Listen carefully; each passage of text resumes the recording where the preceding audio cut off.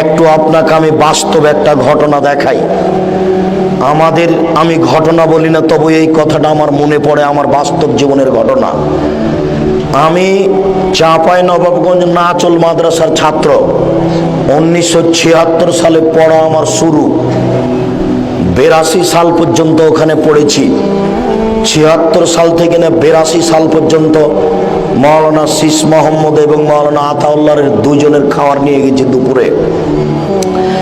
একদিন আমি সন্ধ্যায় কেন আছি মাদ্রাসার মুখের উপরে ট্রেন স্টেশন।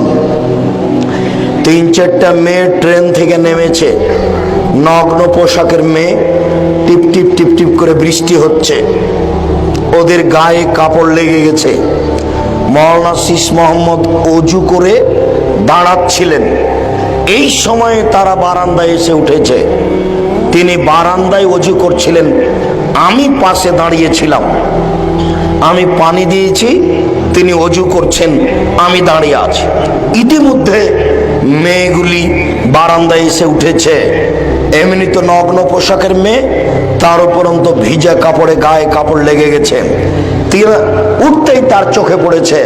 তখন তিনি এইভাবে ঘুরে বলছেন, আহারে ইমান আমান খেয়ে ফেলে দিল।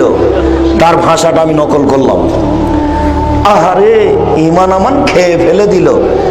এই কথা বলে তিনি ঘুরে দাঁড়িয়ে ঘরে ঢুকলেন। ইনি মারা যাওয়ার পরে তার কবরটা বন্যায় ডুবে গেছিল। 6 মাস পরে লাশটা পানির উপরে ভেসে উঠেছিল। একবারে মনে হচ্ছে যে টাটকা তাজা মানুষ।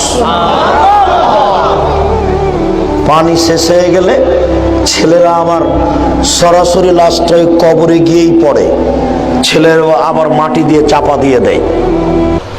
আমি আপনাকে আমার জীবনের একটা বাস্তব ঘটনা নকল করলাম।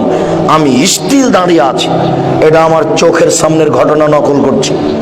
এটা হতে পারে 1979-80 এইরকম হতে পারে। 1980 সালের দিকে এই ঘটনা হতে পারে আমার চোখের সামনে।